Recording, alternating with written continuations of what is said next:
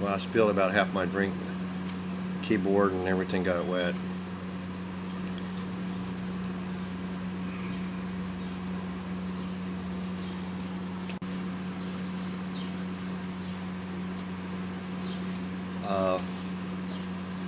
My nose is itching.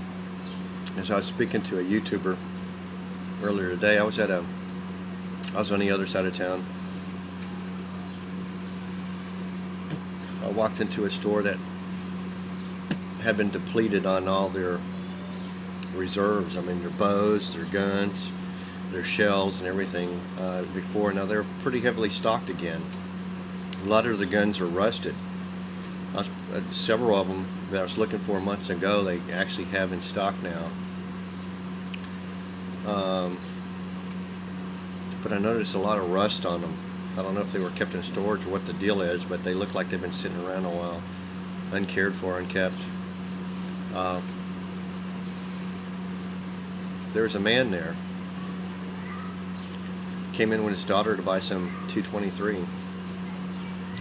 He saw a big old pallet on the floor, probably about $20,000 worth of ammo. They were in 1,000 lot increments, going for about $550,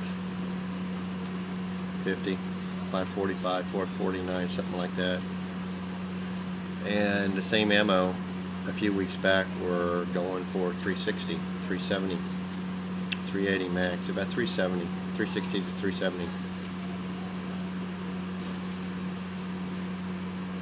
Almost $200 jump. A lot of the other ammo's gone up, or hard to get. And this one man was looking for this 223, so he started picking up. It was Wolf and another brand. I think it's PCI.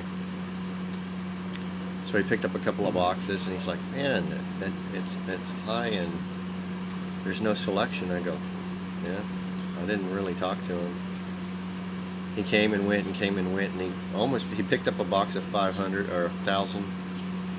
Part of one box was open. He started looking through it. Then he went back to go talk to somebody else. A whole bunch of people walked in, were shocked at the ammo prices or the scarcity of it, and they decided to go back to another shop where it was a few dollars cheaper. Well, you would have saved that in gas if you would just buy it here or had bought it there, but they hadn't been shopping around. Where the shop had been low on bows and things like that, they've got their stocks up again.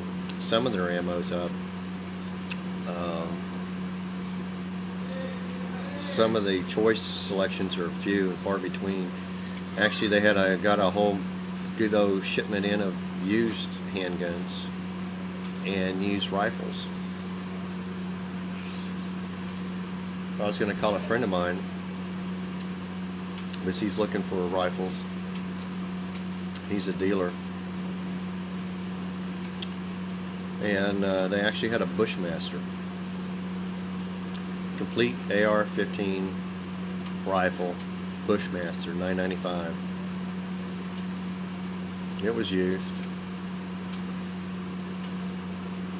It had a few really good caliber rifles, World War I, World War II there. Some neat stuff. The man's daughter was about 9, maybe 11. I think she's closer to 9. She shot the 223 because he was getting it to shoot with her.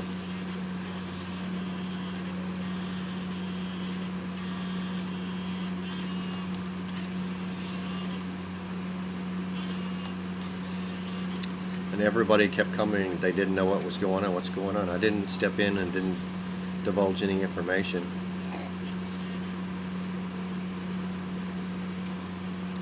But even to this day, people are still shocked when they walk in. Actually, I knew how prices were going, and I was shocked when I saw the new price on that ammo. I was kind of expecting it, but not this soon.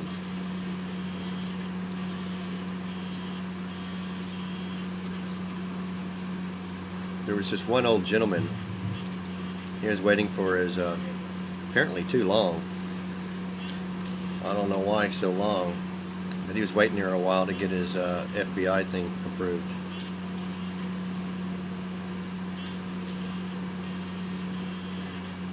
the yellow forum. And he was talking to the clerk about the problems with society. It actually started before this, but he's on the right track. He said it started with the hippie generation. Nobody wants to say it or admit it because it's their parents, one thing or another. He said if people wouldn't have been rebellious, gone against God and his statutes, and lived like there was no tomorrow, and only selfish and thinking of themselves and the lust of their flesh. And he didn't sound like he was talking on a religious tone, just on a worldly tone that was somewhat enlightened. He said that he blames them, our parents, for not putting a stop to it then, because we wouldn't have to be dealing with it now. He was a little older than I was. He's probably old enough to be my father. My father's young anyway. But regardless, he nailed it. The rebellious generation that turns away from God and his laws, his natures, his statutes, and follows their lusts and their flesh.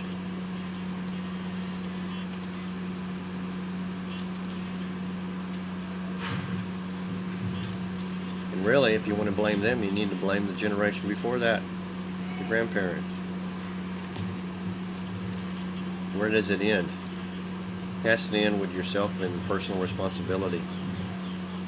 Are you going to let them come and take your weapons? Are you going to let them determine on how much ammo that you can have or food that you can have?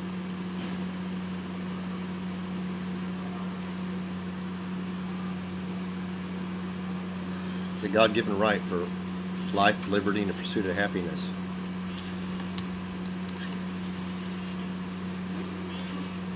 Are we going to sacrifice as a whole security for freedom? God, I certainly hope not.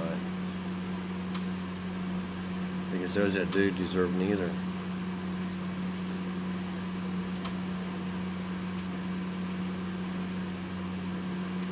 Interesting times we live in.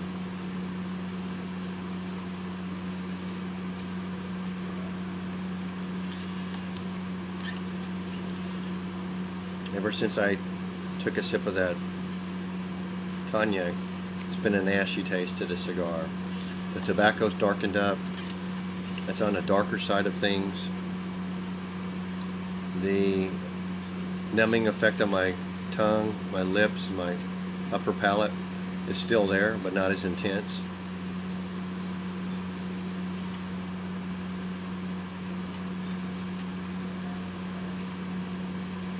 The ashy tones are taking over on the cigar, and the tobacco essences of the cigar are blending into the ashy notes. So it's becoming more ashy in a broader spectrum with high, medium, and lower notes to it.